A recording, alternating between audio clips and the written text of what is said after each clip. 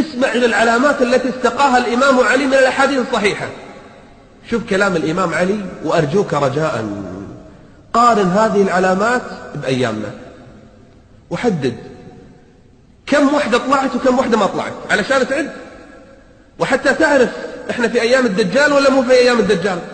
كلام الإمام علي لابد أنه أخذه من النبي، لابد له حكم المرفوع. قال الإمام علي: فاعقد بيدك واحفظ ما أقول لك. هذا كلام الإمام علي. إذا أمات الناس الصلوات، الصلاة ضيعوها، وأضاعوا الأمانات، من الأمين فيهم؟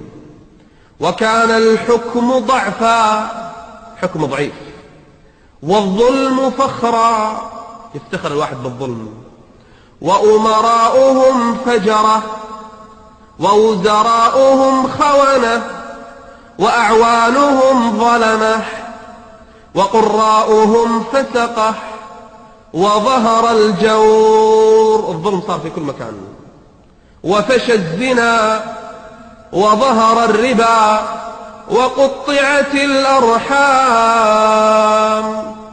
واتخذت القينات، اطلعت مغنيات، وشربت الخمور، ونقضت العهود، وضيعت العتمات، صلاة الليل ضاعت، وتوانى الناس في صلاة الجماعات، وزخرفوا المساجد، وطولوا المنابر، وحلوا المصاحف، وأخذوا الرشاوى انتشرت، وأكلوا الربا، واستعملوا السفهاء، وظفوا السفهاء، واستخفوا بالدماء، أرخص شيء صارت الدماء، وباعوا الدين بالدنيا.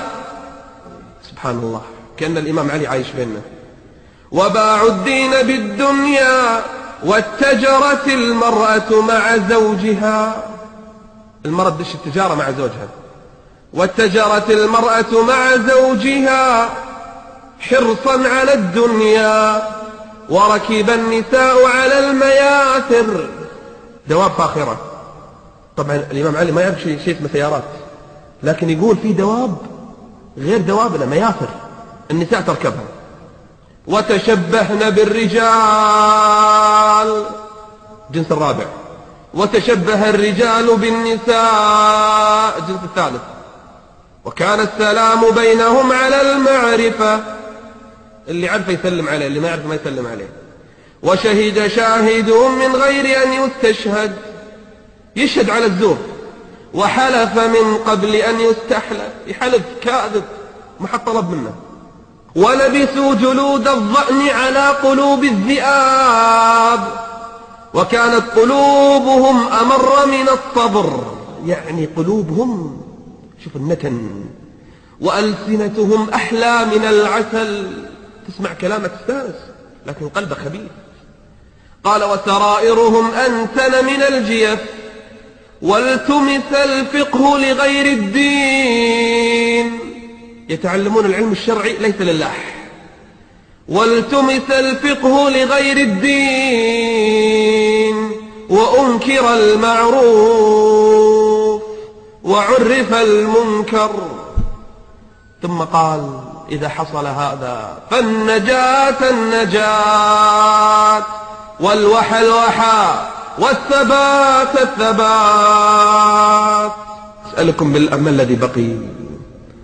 الإمام علي يصف وقت خروج الدجال، وزمن ظهوره، وزمن خروجه بين الناس.